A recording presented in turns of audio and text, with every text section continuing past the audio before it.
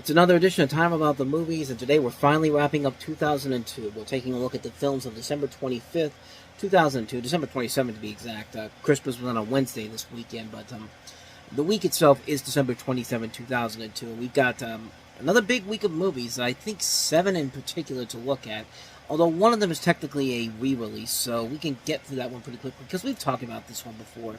But we have a lot of films to get to here, so let's not waste any more time and just go ahead and jump on into it. We'll start off with the biggest new release of the weekend, Steven Spielberg's second film of 2002, and a year where he made not only one, but 2 really damn good movies. This is that second one, Catch Me If You Can. You see these people staring. They keep peeking over their shoulders, wondering, where are you going tonight? Where are you going, Frank? Don't tell me not to fly, I've simply got to. If someone takes a spill, it's me and not you. Don't bring around a cloud of terrain on my parade. Sir, we're gonna let him get away. No call. You let him get away. Nobody had a better radar. Very Christmas parade. I'm getting close, huh? You'll go to prison. You're gonna have to catch me. Catch Me If You Can is the biographical crime film based off the life of Frank Abagnale, who before his 19th birthday successfully performed cons worth millions of dollars by posing as a Pan Am pilot, a Georgia doctor, and a Louisiana parish prosecutor. His primary crime was check fraud. He became so experienced that the FBI eventually turned him in for help in catching other check forgers. And you have Leonardo DiCaprio playing Frank in this, and Tom Hanks as the FBI agent, and you have Christopher Walken, Martin Sheen, Amy Adams. You see Elizabeth Banks in the trailer for this movie. And for the first time since 1993, Steven Spielberg had 2 movies come out in the same year that were really good, really damn good movies. There was that stretch where there'd be times when he made 2 movies and one of them was good and then the other one was not so good, like 89 is a perfect example. Indiana Jones and the Last Crusade came out, and then Always came out, which Last Crusade was great, Always not so much. And then there was 1997, where he just had 2 films that really weren't the best overall, Lost World, Jurassic Park, and then Amistad. And here he has Road to Perdition, and then this movie, and I'd say that's a pretty good year for him in general. It's honestly one of Spielberg's best movies. I mean, it combines the great acting of Leonardo DiCaprio, who in 2002 really was showing everybody that he wasn't just that Titanic kid anymore. This kid can act. I mean, if anybody thought that Titanic was going to be a one-time thing for him, he was going to kind of go away, 2002, I think, was the big year that showed everybody that this guy has a lot of potential going forward, which we would see later on down the road, because you have this movie and then you had Gangs of New York last week. I mean, a year where you get to work with Martin Scorsese and Steven Spielberg, and both of those movies come out within the span of a week. That's a great way to expand your career. And Tom Hanks is doing what Tom Hanks does best. Not much more to say about him. He's fantastic as the FBI agent going after DiCaprio.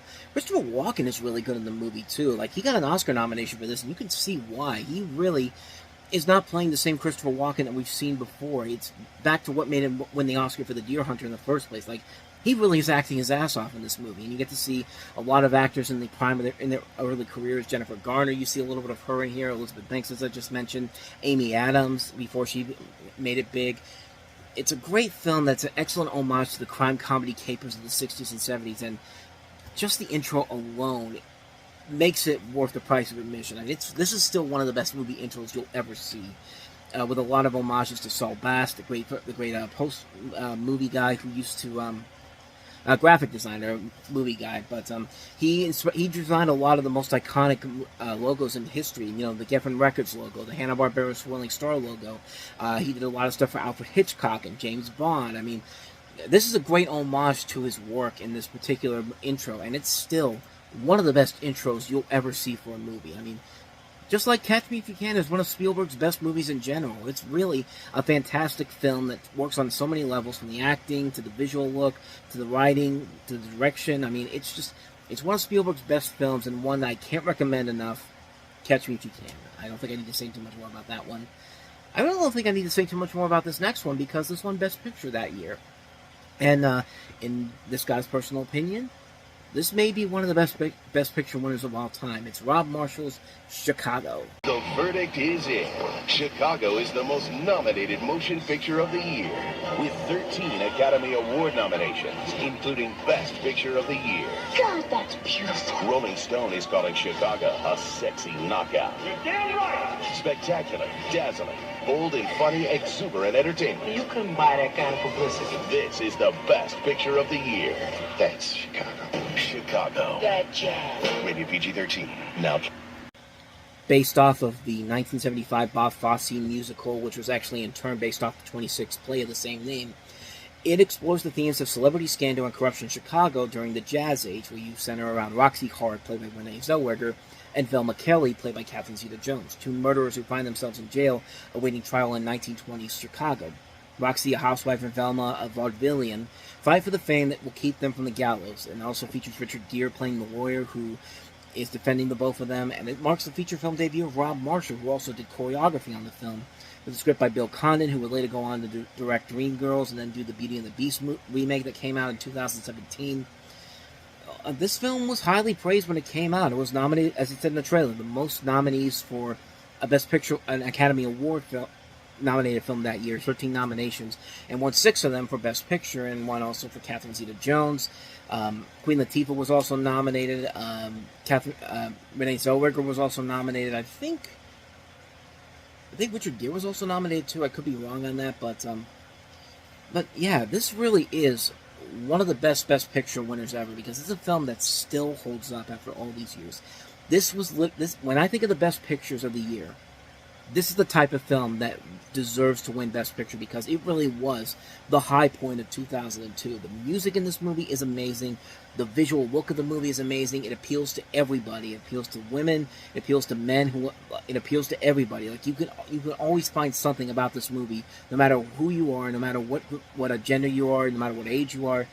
I mean, okay, maybe not age, because anybody you should probably see this if you're over 13. If you're under 13, there's a reason why this is PG-13, but it's a film that appeals to everybody. It's a really damn good movie, and it shows that these actors can really sing their asses off. I would have never thought that Richard Gere could sing in this movie, and sure enough, he does it here when he does Give Him the Old Razzle Dazzle, which is a great song. It's just one of the many great songs featured in this movie. I mean, again, I don't think I needed to say too much more about this one. It's one of my favorite Best Picture winners of all time. My favorite movie of the year, Chicago. What more do you gotta say? With that said, let's move on to the next movie, a re-release. The re-release I mentioned before. The IMAX re-release of The Lion King.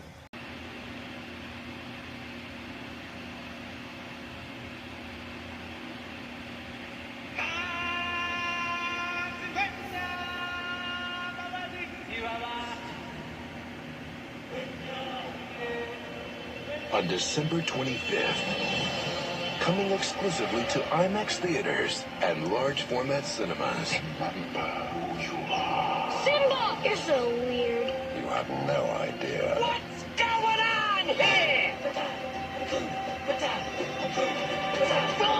It means no worries for the rest of your days. Sing it, kids.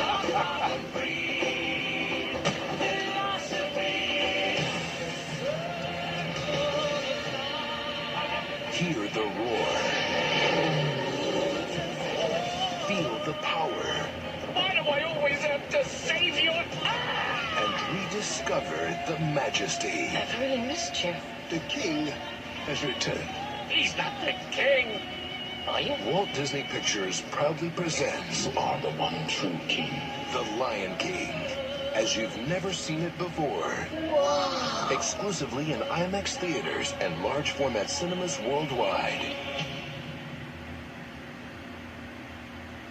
Yeah, sorry for the suck-ass quality of that particular trailer, the video there, but unfortunately, that was the only version where I could actually hear what was going on, because when I saw there was 2 other versions of this trailer online, and each one of them had the volume so low that I could barely hear it, and I could have just copied it from the download that I usually use and just used the volume thing on there, but I don't think that would have made much of a difference overall, so that's why I just went with that one there. So yeah, unfortunately, that's the best version I could find. At least you could hear it, though, but I don't think I need to say too much more about The Lion King anyway. I mean, this movie is a classic film. Kind of like with Beauty and the Beast, though, this particular version was released in IMAX and large format theaters, and actually did include a new song that they added in there called The Morning Report, which, kind of like with the Beauty and the Beast song, Human Again, feels kind of pointless, and it definitely doesn't feel like it really adds anything in general to the film in particular.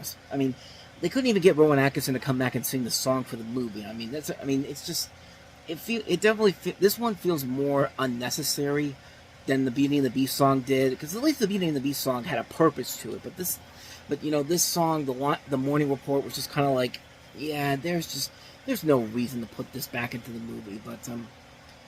But I mean, still, you get a chance to see this grand epic Disney film on a big IMAX screen. This is a film that would have been perfect for the IMAX experience. I mean, yeah, you have that little gap in there with the Morning Report, which feels pointless. But you know what?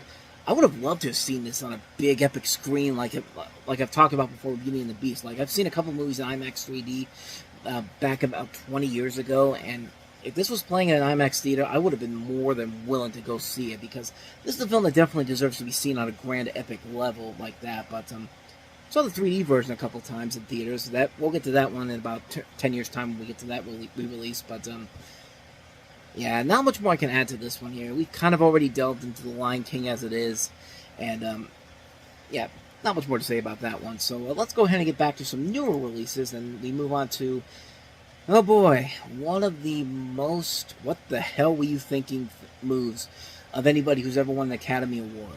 The Academy Award-winning writer and director and star of Life is Beautiful gives us his version of Pinocchio.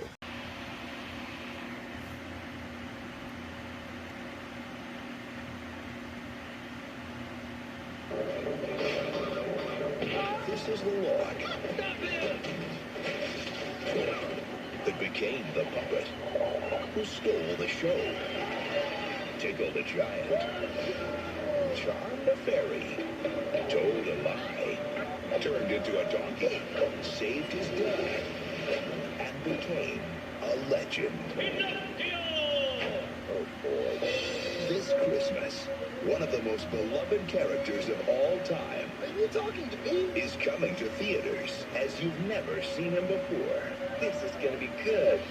We could tell you it's no big deal, but we'd be lying. I've never seen anything like it. Roberto Benigni is Pinocchio. All of a sudden, the Jonathan Taylor Thomas version from 1996 ain't looking too bad right now.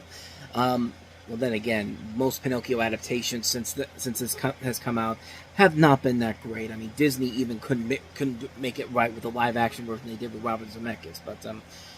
But we'll get to the other version of this by Benigni in just a second here. But this is the film that literally killed his career for a little bit. I mean, this was a movie that did well in Italy, and they brought it to America, and they really butchered this film. I mean, not to say the Italian version was received any better. I mean, it got mixed reviews at best. I mean, it was a film that most people said was trying to be, you could tell what Benigni was trying to do with it, trying to be something in the spirit of Federico Fellini films, which I could definitely see that, since I've seen a couple of Fellini films, and I think, All About Eve is one of the best ones easily, and also 9.5. But yeah, when this came to America, the good old now I'm completely forgetting who does the dubs for Miramax. The Completion Bond. Good lord, I literally remembered it as soon as I turned it off. But yeah, the Completion Bond company came in and completely fucked this movie over. And boy, did they ever, because the actors they got in here, they had to get big names in here. They had to get people like, Breckin Meyer, who was coming off of Road Trip and was on King of the Hill, Glenn Close, Eric Idle, John Cleese, Kevin James, Eddie Griffin, Cheech Marin, Topher Grace, Queen Latifah, Regis Philbin, James Belushi, Matthew Libatique. I mean, so many of these actors, when you're trying to dub this and you have an actor like Roberto Benigni, when I hear Roberto Benigni's voice, I should not be hearing the voice of Joseph Gribble from King of the Hill. Like that, that's two things that should not be combined together. And this movie, for some reason, decides to do that, and none of the voices match up at all. Not at all. Like Glenn Close's character in this movie, the original Italian actress has like blue hair, and she looks nothing like what you, and looks and sounds nothing like what you expect from Glenn Close, but like everything about this movie is just such a disaster on so many levels. I mean, my God, this is an abomination of a movie, and like I said, it literally killed Roberto Benigni's career. I mean, it literally took him out of the picture for a long period of time. Then almost 20 years later, Benigni got a second chance to actually turn it around and actually make it work again, and it kind of did. I mean, it was not a great film per se, but compared to what he had done with the first film, it's just like, this film at least knew what it. The second film at least knew exactly what it needs to do to be somewhat entertaining, and it worked out in the film's favor because it got better reviews. It was well received by most people. It did well at the box office, and it was a film that largely did a lot better than anything that this abomination did. And it's kind of hard not to see why, because once you watch it, you really will see why Roberto Benigni was just like, even he probably was just like, okay, maybe it's time for me to get the hell out of here. I mean, I already made a fool of myself with Life is Beautiful at the Oscars. I mean, that was more dignified than what he did in this movie. I mean, this is unbelievably bad. Just, yeah, avoid this one like the plague if you can. So, let's go ahead and get back to some good movies, some Oscar-winning films. We have Nicole Kidman in her Oscar-winning performance in The Hours. To look life in the face, to know it for what it is, to love it for what it is. It is the right of every human being.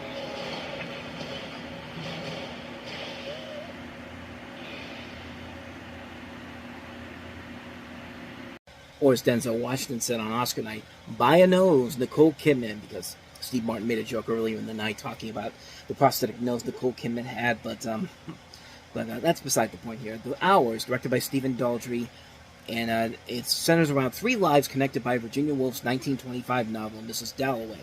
In 2001, Clarissa Vaughn, played by Meryl Streep, a New Yorker, prepares for an awards party for her age-stricken longtime friend and poet, Richard, played by Ed Harris. And in 1951, you have Laura Brown, played by Julianne Moore, who's a pregnant California housewife with a young son, currently in an unhappy marriage. And in 1920s England, you have Woolf herself, played by Nicole Kidman, battling with depression and struggling to finish the work. And it's a very good film, mostly because everybody in the movie really gives it their all. The acting is great. Cast, it also includes John C. Reilly, his second film of the weekend with Chicago, and coming out the same weekend. Stephen Delane, Jeff Daniels, Miranda Richardson, Allison Janney, Toni Collette, Claire Danes, Eileen Atkins. Great script by David Hare, Stephen Daldry, and some of the really good visuals, like that scene where you see Julianne Moore in the bed and you see like all the water coming in. That's a great scene to watch, and moments like that really do carry this movie above the predictable Oscar cliche bait film, which this really is not. And it's a film that really works because of all the performances, an engaging storyline that connects all to this one single book that this woman wrote. And you see why Nicole Kidman won Best Actress. I mean, it really is an accomplishment of a performance that really does show what she accomplishes as an actress overall. It's a great film. Can't recommend it enough. The Hours. So with that said, let's go ahead and move on to our last movie. A very intriguing film, considering who's directing it and what ended up happening on Oscar night. Roman Polanski directing Adrian Brody in The Pianist.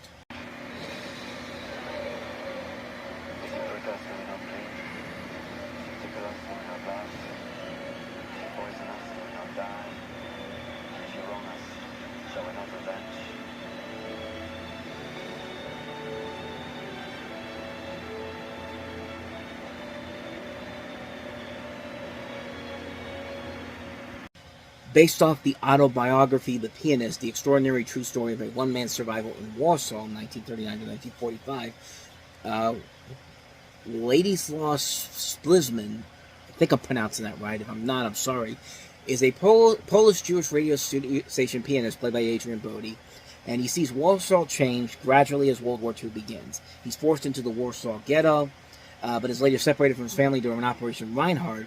From the time until the concentration camp prisoners are released, he hides in various locations among the ruins of Warsaw. As far as the performance itself goes, Adrian Brody really does give it his all, and you can see why he won Best Actor in here.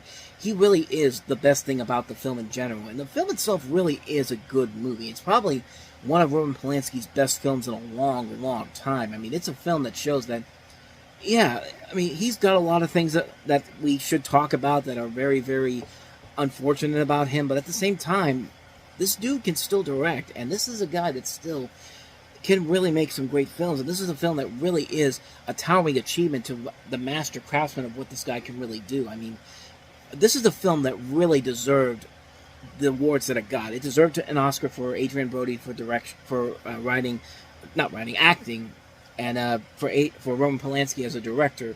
But I want you to take a look at what happened on Oscar night, because don't worry about the fact that Roman Polanski won Best Director. That was kind of well deserved, and he had never won before. But I want you to take a look at everybody in the audience, and I want you to notice something. Those motherfuckers are standing up and applauding for a guy who clearly did something that he should not have done and escaped from America to avoid being held prison is become a prisoner because of it, which didn't last for too much longer after this. I think after Rush Hour 3 was when they got him. But to stand up and applaud like that, moments like that is where you really question the Academy Awards and how they look at controversies like that. I mean, there was that talk when Will Smith slapped Chris Rock that, you know, Will Smith should have his Oscar removed because of what he did. He could have killed Chris Rock, which, first of all, no, he couldn't. You guys blew that completely out of proportions and tried to make it about yourself, but that's not the point. Excuse me. But that's the thing is when that was happening, and they were talking about maybe taking his Will Smith's Oscar away, I thought to myself, well, you know what? If you're going to do that, go ahead and take Roman Polanski's Oscar away too. Take all the Oscars away from Harvey Weinstein. You know, they were not involved with what they were doing, what they got arrested for before that. Then, so why should it's just like none of that made any sense whatsoever. Why Will Smith needed to have his Oscar taken away from him, but Roman Polanski and Harvey Weinstein could still have their Oscars. I mean, it doesn't make any sense, and it's a stupid conversation to even have. But at the same time, those same people that were making such a big deal about Will Smith almost killing Chris Rock, just remember most of those people that were saying that stood up for Roman Polanski when he won Best Director. I mean, that is and look, he deserved to win Best Director. I know he hadn't won an Oscar before this, but at the same time, to stand up for the director like that, it's really a double-edged sword when you think about it. Because, like I said, it was his first time winning an Oscar. Everyone was hoping he'd get it one day, and you know, you do it. So you've done it for you direct this for so long, and then you finally get that moment. Yeah, you stand up and applaud for it. But at the same time, they all applauded for this guy after it was clear that he did things that he shouldn't have done, and was obviously fleeing the country because he did those things. And just like I said, it's a double-edged sword. But that's something that I feel more mad about the people who stood up and applauded for him more than I do about Roman Polanski himself, because he deserved to get an Oscar for directing. I think he did a really damn good job with this movie. But yeah, it's really hard not to look at that and think back to that night when everybody stood up and applauded for that dude after everything that he'd done, and it felt really unnecessary to do that. And then 20 years later to almost have the conversation of having Will Smith force that Oscar away from him because of what he did. I mean, like, I know I'm going off topic here, but that's just something that kind of bugged me for the longest time, especially when that happened a couple years ago. But with that said, though, The Pianist is a really good movie. It's Roman Polanski's best movie in general. It's a terrific film, and I can't recommend it enough. I highly recommend it. Pianist, fantastic film. And just like that, we're done with 2002. Finally, it feels like we've been doing it for almost 2 months now, and I think that we actually have been doing it for 2 months. But of course, with next week being the first weekend of 2003, we have the 2002 leftovers, and of course, I've got my list here. One of them I kind of scratched out because it wasn't the movie that I thought it was going to be. But we still got 9 movies to look at in general when we meet back up here next time, including the one new release that came out this weekend, which is Confessions of a Dangerous Mind. We also have Cinderella 2, Dreams Come True, The Hunchback of Notre Dame 2, Ali G in the House, Stolen Summer, the first film from Project Greenlight from HBO, Tarzan and Jane, Kermit's Swamp Years, Mickey's House of Villains, and from the Russo brothers, who would later go on to direct some big movies, Welcome to Collinwood. So, We'll take a look at all 9 of those movies on the next episode. But until then, thank you so much for watching, and if you want to see more videos like this, please hit the plays on the next page, check out the previous episode, and also don't forget to hit the like and subscribe button if you want to see more videos like this on this channel. So, with that said, I am off. I will see you guys next time, and until then, as always, take care.